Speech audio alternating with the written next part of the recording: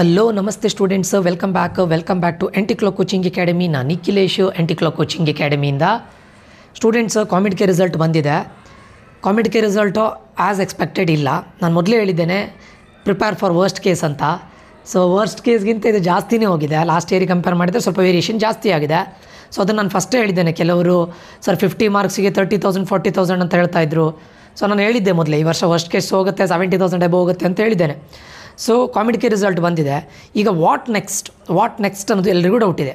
ಇಲ್ಲೂ ನೋಡಿ, counselling registration and document upload 4 PM start ಆಗುತ್ತೆ. ಯಾವತ್ತು 9th June 2025. Last date 18th June 2025.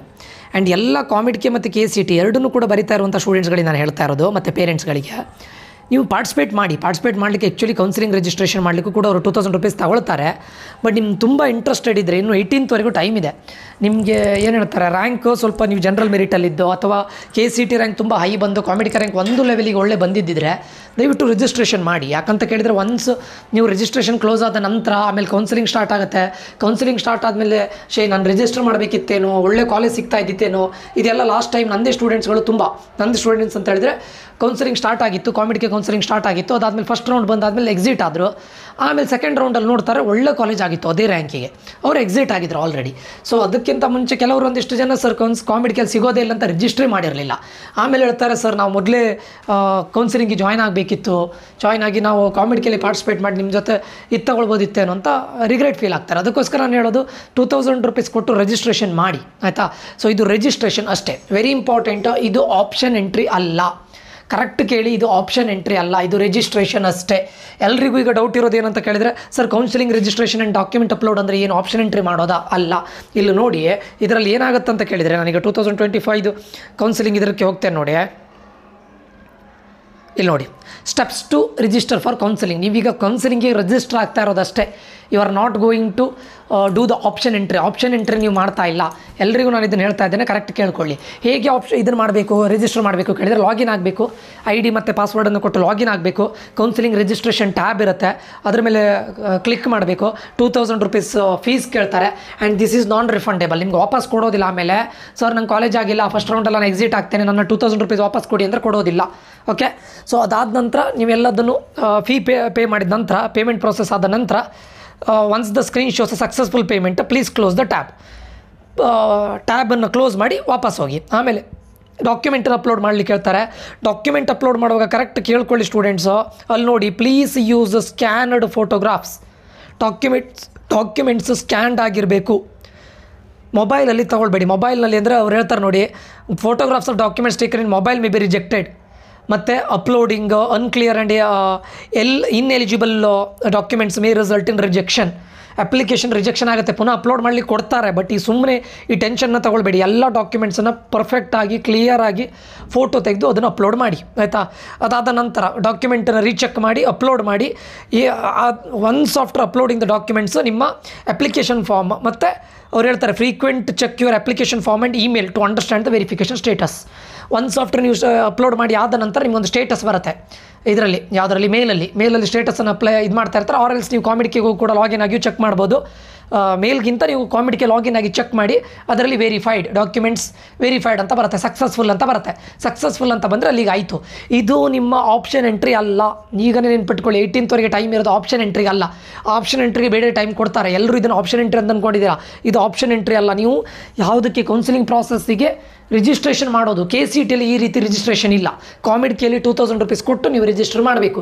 Register ಮಾಡಿ ಆದಮೇಲೆ ಡಾಕ್ಯುಮೆಂಟ್ಸನ್ನು ಅಪ್ಲೋಡ್ ಮಾಡ್ತೀರಾ. ಡಾಕ್ಯುಮೆಂಟ್ಸನ್ನು ಅವ್ರು ವೆರಿಫೈ ಮಾಡ್ತಾರೆ. ಈಗ ಕಲ್ಯಾಣ ಕರ್ನಾಟಕ ರೀಜನ್ ಸ್ಟೂಡೆಂಟ್ಸ್ ಇರ್ಬೋದು, ಅಥವಾ ಅದರ ಡಾಕ್ಯುಮೆಂಟ್ಸ್ ಏನಿದೆ ನೋಡಿ ಅದನ್ನು ಅಪ್ಲೋಡ್ ಮಾಡ್ತೀರಾ. ವೆರಿಫೈ ಮಾಡಿ ಆದಮೇಲೆ ಮತ್ತೆ ಕೌನ್ಸಿಲಿಂಗ್ ಪ್ರಾಸೆಸ್ ಸ್ಟಾರ್ಟ್ ಆಗೋದು, ಆಯಿತಾ. ಯಾರ್ಯಾರು ಕಾಮಿಡ್ ಕೆ ಮತ್ತು KCT ಎರಡನ್ನೂ ಇದು ಮಾಡ್ತಾ ಇದ್ದೀರಾ, ಕಾಮಿಡ್ ಕೆ ರ್ಯಾಂಕ್ ಒಳ್ಳೇದಿದ್ದರೆ ದಯವಿಟ್ಟು ರಿಜಿಸ್ಟರ್ ಮಾಡಿ. 2,000 ರೂಪೀಸ್ ಅಂತ ಅಂದ್ಕೊಂಡು ರಿಜಿಸ್ಟರ್ ಮಾಡದೇ ಇರಬೇಡಿ. ಅದೇ ರೀತಿ ಯಾರಿಗಾದ್ರೂ ಕೌನ್ಸಿಲಿಂಗ್ ಬೇಕಿದ್ದರೆ 6362324224 ಈ ನಂಬರ್ಗೆ ಮೆಸೇಜ್ ಹಾಕಿ. ನಾನು ಇದನ್ನು ಸ್ವಲ್ಪ ದಿನದಲ್ಲೇ ಕ್ಲೋಸ್ ಮಾಡ್ತೇನೆ, ಇನ್ನು 10 ಅಥವಾ 11ನಲ್ಲಿ ಕ್ಲೋಸ್ ಮಾಡ್ತೇನೆ. ಅದಾದ ನಂತರ ನನಗೆ ಯಾವುದೇ ನ್ಯೂ ನಂಬರಿಂದ ಕಾಲ್ಸ್ ಬಂದರೆ ನಾನು ಪಿಕ್ ಮಾಡೋದಿಲ್ಲ. ದಯವಿಟ್ಟು ಯಾರು ಬೇಜಾರು ಮಾಡ್ಕೋಬೇಡಿ. ಯಾಕಂತ ಕೇಳಿದರೆ ನನಗೆ ನನ್ನನ್ನೇ ಬಿಲೀವ್ ಮಾಡಿಕೊಂಡು ಟ್ರಸ್ಟ್ ಮಾಡಿಕೊಂಡು ನನ್ನ ಜೊತೆ ಜಾಯ್ನ್ ಆದವರಿಗೆ ನಾನು ಫಸ್ಟ್ ಪ್ರಯಾರಿಟಿ ಕೊಡಬೇಕು. ಟಿಲ್ 10 ಅಥವಾ 11ವರೆಗೆ ನಮ್ಮದು ಕಾಮಿಡ್ ಕೆ ಕೌನ್ಸಿಲಿಂಗಿಗೆ ರಿಜಿಸ್ಟ್ರೇಷನ್ ಇರುತ್ತೆ, KCT ಇರುತ್ತೆ. ಅದಾದ ನಂತರ ನಾನು ರಿಜಿಸ್ಟ್ರೇಷನ್ ತಗೊಳ್ಳೋದಿಲ್ಲ. ಇದು ಪೇಯ್ಡ್ ಕೌನ್ಸಿಲಿಂಗ್ ಆಗಿರುತ್ತೆ. 1,500 ರೂಪೀಸ್ ಫೀಸ್ ಇರುತ್ತೆ. ಫ್ರೀ ಅಲ್ಲ ಸ್ಟೂಡೆಂಟ್ಸ್, ಅರ್ಥ ಆಯ್ತಾ? ಜಾಯ್ನ್ ಆಗಬೇಕು ಅಂತಿದ್ರೆ ಆದಷ್ಟು ಬೇಗ ಜಾಯ್ನ್ ಆಗಿ. ಒನ್ಸ್ ಆಫ್ಟರ್ ನಾನು ಕ್ಲೋಸ್ ಮಾಡಿದ ನಂತರ ನಾನು ಹೊಸ ಅಡ್ಮಿಷನ್ ತೊಗೊಳ್ಳೋದಿಲ್ಲ. ಮಿಡಲಲ್ಲಿ ಏನು KCET ಪ್ರಾಬ್ಲಮ್ ಆಯಿತು ಅಂತ ಕಾಲ್ ಮಾಡಿದೆ, ನಾನು ಪಿಕ್ ಮಾಡದೇ ಇದ್ದಾಗ ದಯವಿಟ್ಟು ಮಿಸ್ಅಂಡರ್ಸ್ಟ್ಯಾಂಡ್ ಮಾಡ್ಕೋಬೇಡಿ. ಯಾಕಂದ್ರೆ ನನ್ನ ಟ್ರಸ್ಟ್ ಮಾಡಿ ಬಂದವ್ರನ್ನ ನಾನು ಫಸ್ಟ್ ಇದು ಕೊಡಬೇಕು. ಈಗ ಆಲ್ರೆಡಿ ನನ್ನ ಕಡೆಯಿಂದ ಕೌನ್ಸಿಲಿಂಗ್ ಸ್ಟಾರ್ಟ್ ಆಗಿದೆ. ರ್ಯಾಂಕ್ 10,000 to 25,000 ಆಗ್ತಾ ಇದೆ. ಯಾರಿಗಾದರೂ KCET ಅಥವಾ ಕಾಂಪಿಟೇಟಿವ್ ಕೌನ್ಸಿಲಿಂಗ್ಗೆ ಜಾಯ್ನ್ ಆಗಬೇಕು ಅಂತಿದ್ರೆ ಆದಷ್ಟು ಬೇಗ ಜಾಯ್ನ್ ಆಗಿ. ಮತ್ತು ಆಮೇಲೆ ನಾನು ಇದು ತಗೊಳ್ಳೋದಿಲ್ಲ, ರಿಜಿಸ್ಟ್ರೇಷನ್ ತಗೊಳ್ಳೋದಿಲ್ಲ. ನನ್ನ ಸ್ಟೂಡೆಂಟ್ಸ್ಗಳು ಯಾರು ರಿಜಿಸ್ಟರ್ ಆಗಿದ್ದಾರೆ ಅವರಿಗೆ ಮಾತ್ರ ನಮ್ಮದು ಪ್ರಯಾರಿಟಿ ಇರುತ್ತೆ. ದಯವಿಟ್ಟು ಜಾಯ್ನ್ ಆಗಿ, ಆಯಿತಾ?